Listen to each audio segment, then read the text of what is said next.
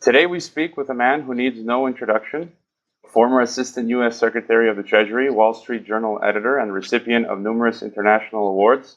He is a prolific author and a one-man revolution, telling the ugly truth in a time of censorship and great danger for those who dissent. Thank you for joining us, Dr. Roberts. It's a pleasure to be with you. You have recently been writing about the precarious situation before us. Washington is moving ahead with its plan of full-spectrum dominance, which seeks to eliminate, even by nuclear means, both Russia and China. The hour is way too late for us to discuss the basics of this conflict. Either people should quickly educate themselves and get up to speed, or just, I don't know, welcome the nuclear fallout when it comes. Washington is planting their nuclear missile bases in South Korea, Japan, an increased presence in Australia, the Middle East, and Eastern Europe, completely encircling Russia and China. You cite Russian and Chinese officials who are completely aware of the situation, so you're not making things up out of thin air. How far exactly has Washington pushed us to the brink of nuclear war with these missile defense bases and their word games with anti-ABMs, THAADs, and so on? Well, they pushed us dangerously close because they have convinced, Washington has convinced the Russian and Chinese leadership that Washington is preparing for a preemptive nuclear strike. And of course, this is why Washington creates or orchestrates crises like the Iranian crisis, the North Korean crisis, because then it becomes cover for putting nuclear missile bases on Russia's border or close to China's border under the guise that they are protecting against Iran and North Korea. But of course, the Russians and Chinese don't fall for that, and so they also see the constant demonization of them and their leaderships, and they assume that Washington is preparing the American and European populations for war. What Washington is doing is trying to create an environment in which the Russians and the Chinese would feel like they can't really engage in a nuclear war, particularly if we have a preemptive strike on them, that is, if the U.S. has a preemptive strike on them, because of the nuclear shield to stop their retaliation. And because if they were to try to retaliate, they would then be subject to a second wave. So you can see this as an attempt to force these two powerful countries to accept American leadership, the way the United States has forced most of the rest of the world to accept that. And because the prevailing ideology is the neoconservative one of American world hegemony. And so this is directed at the two countries who are capable of blocking some universal American unilateralism. If the threat doesn't work, the bluff doesn't work, the neoconservatives believe that they can win the war for the reasons I gave. It has been said that Russian technology has surpassed U.S. technology with hypersonic missiles, and Russia saying it's going to seal off. It has the technology to seal off its own airspace with a Star Wars type missile shield. We saw the mother of all bombs dropped in Afghanistan, and Russia is reported to have the father of all bombs, 4 times as strong.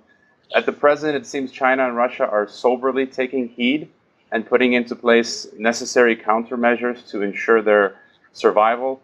How do you see their near-term preparations, and where do you see them drawing the line, or where would you see a flashpoint of us moving beyond proxy wars towards direct confrontation? Well, I think it can happen largely by accident.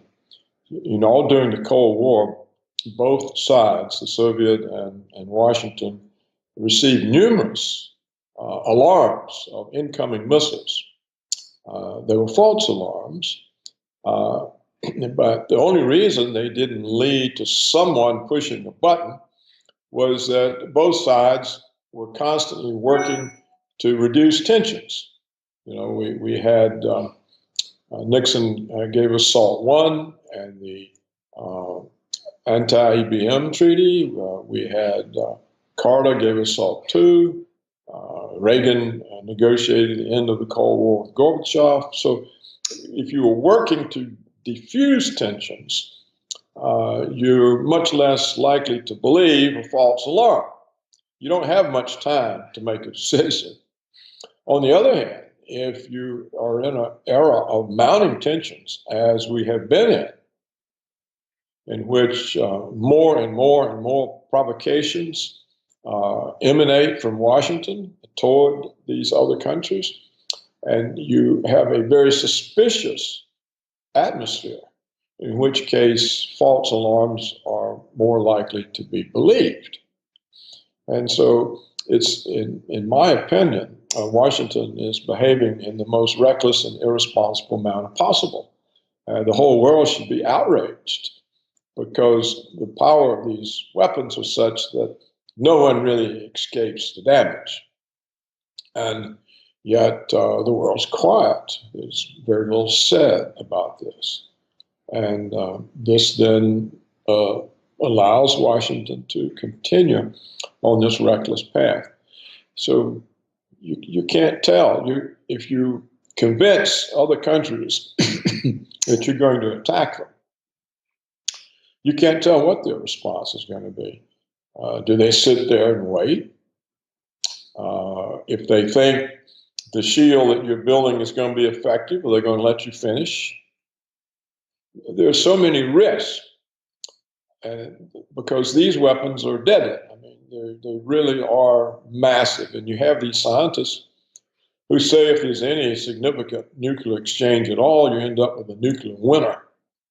And it just kills life on Earth. You can't, the cloud dust that seals the sun from the Earth lasts too long. You can't plant food, you can't grow, and the whole race or all life dies off. So I see this as the uttermost kind of irresponsibility to take these kinds of risks just so you can boss everybody around. What does Washington gain from being able to act unilaterally all over the world? What's the worth of that? And why take these kinds of risks? What can we say about Trump, who has been completely devoured and neutered by the deep state, as you have written? Is there not a single soul in Washington with any sanity to slow down the move towards confrontation, aside from a few senators and congresswomen here and there, like Richard Black, Tulsi Gabbard, and Ron Paul? Is there nobody left? No, you see, first of all, you have the neoconservative ideology of the American world hegemony. Then you have the massive budget of the military security complex. It's $1,000 billion annually. That is a huge budget, and huge power comes with this budget. Well, they need an enemy. To have a budget like this, you've got to have a major enemy. When the Soviet Union collapsed, they didn't know what to do. They finally created the Muslim threat. But it's not a big enough threat. And so they have recreated the Russian threat. So they really have to have a threat. And it doesn't mean so much they're really planning to nuke Russia and China, but they're planning to put them in, to keep them in the position of being a threat to the United States. Then that justifies all the expenditures, all the monies, and all the buildups. And in other words, they've got the Cold War back, and the money will continue to flow. So that's an essential part of it. How do you oppose that? Well, we saw that Trump thought he could, but found out he couldn't. They're more powerful than the president. We have a third element, which is that the Israelis want to extend their territories.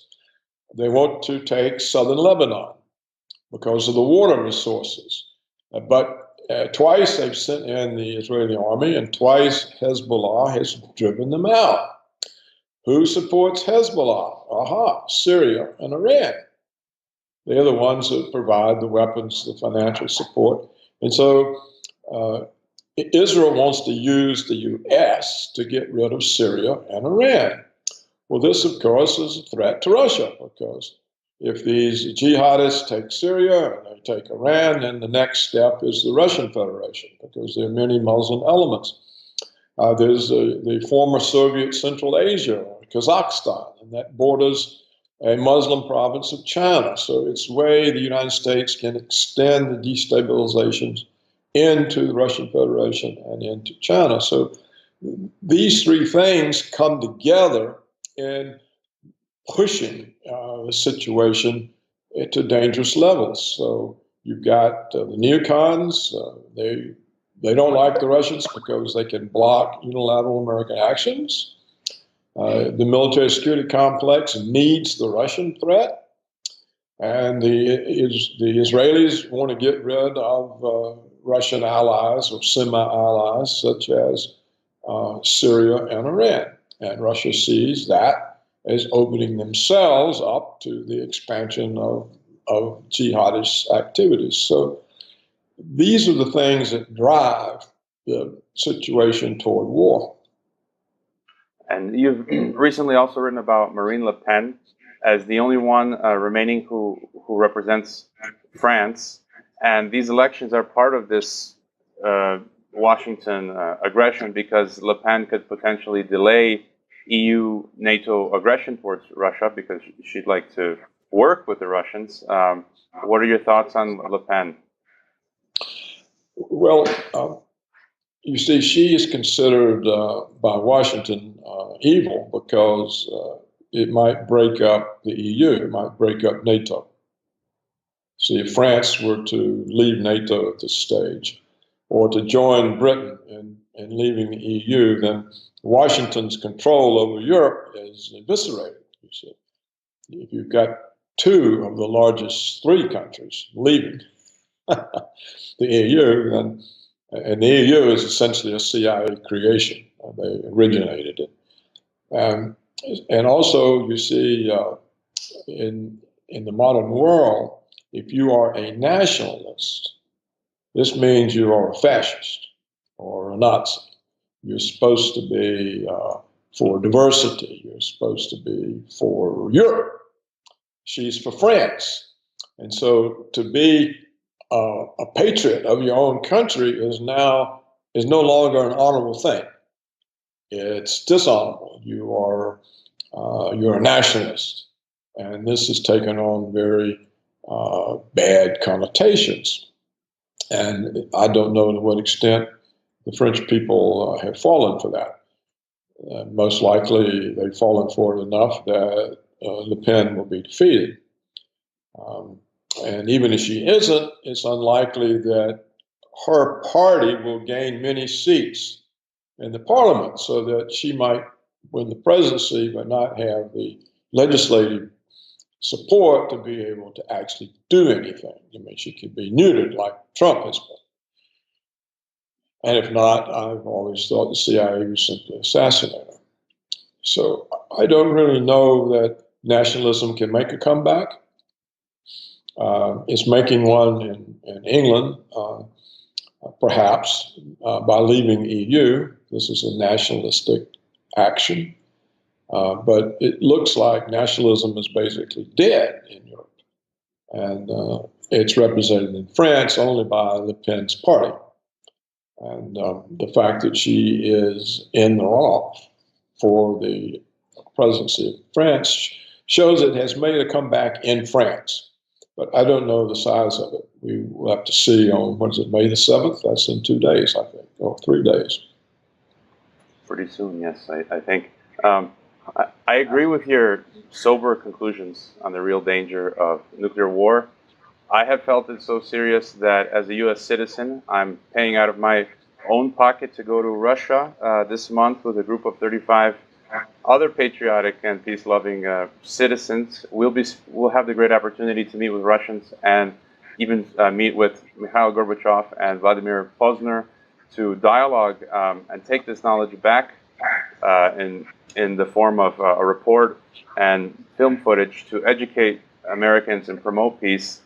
Do you think our effort is useless? What message would you give to the American people? You often write that they're insouciant. I mean, what would you tell American people today? Well, I'd tell them that their government in Washington is making the Russians feel very threatened because the Russians know they haven't done any of these things that they're accused of doing. And they wonder why they have so many false accusations against them. And they wonder why they have all these military provocations, why they're being surrounded by anti-ballistic missile systems and told that the reason is Iran.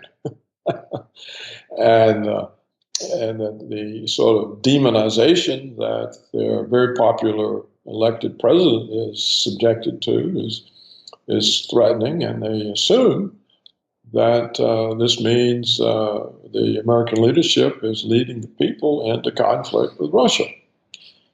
And that's what the American people need to learn. They need to say, look, it wasn't the Russians who invaded Ukraine. It was Washington who overthrew a democratic elected government in an effort to grab the Russian naval base in Crimea in order to cut them off from the Mediterranean. These are the kinds of things the American people need to hear. And what the Russians need to hear is that they absolutely cannot, under any circumstance, trust anything Washington says. That if they trust Washington, they will surely be destroyed. That they have to stay on guard 24/7. Because these people in Washington are power mad. They want to have all the power. They don't want to share it with anybody. They don't want to consider anybody else's interest. And that type of a ideology is extremely dangerous to everyone who hasn't submitted. And I'm convinced that the intention is to make Russia and China submit. And any final thought you'd care to leave us with on your crystal ball for the near future, or any other thought on any other front? I think when you look for hope, it has to be that at some point, the European governments, even though they're all bought and paid for by Washington, there's no such thing as an independent European government, not independent from Washington. But at some point, one could hope that they would realize they're being forced into a conflict with Russia, that even if the U.S. missile shield works for the U.S., it does not work for Europe because the anti-ballistic missiles don't intercept cruise missiles.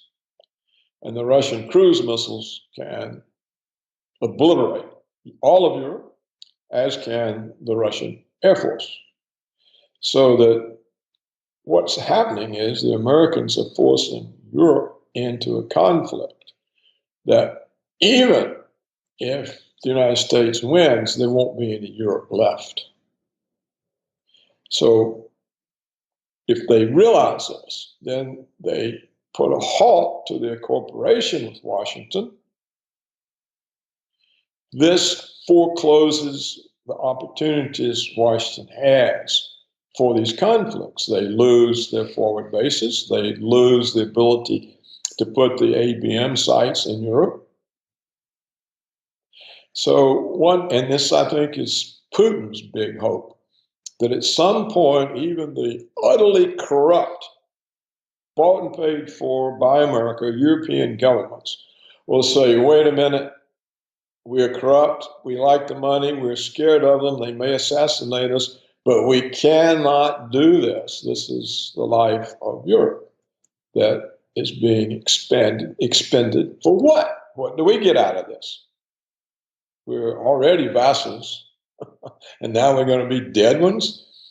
So one can hope that that sort of realization percolates through the minds of those in political position in Europe, and that they simply withdraw from this vassalage and say, you know, we'd rather take our own risk than to be pawns in your conflict with Russia when we have no possibility of survival. If they can realize that, then this can be brought to a halt. Similarly, if the South Koreans and the Japanese can realize that they are also pawns in a conflict in which they may not survive, because again, you know, the Chinese don't need ICBMs to hit South Korea or Japan. And so SHIELD doesn't protect those countries. So if all of a sudden they say, hey, look, this is going too far, it's putting all of our people, everything in the country at risk, and for what? Do we get out of this? Nothing but death, and we're not participating. So there, you know, you'd have to just hope at some point enough intelligence percolates up. And if not, we have a huge risk of a nuclear confrontation. Well, we saw in the first Cold War, cooler heads did prevail. Hopefully, they do again in the second Cold War. People can find your analysis on paulcraigroberts.org, and really should donate to you and support your much-needed analysis and efforts. Thank you for your time, Dr. Roberts. It's much my pleasure to speak with you. I look forward to doing so again.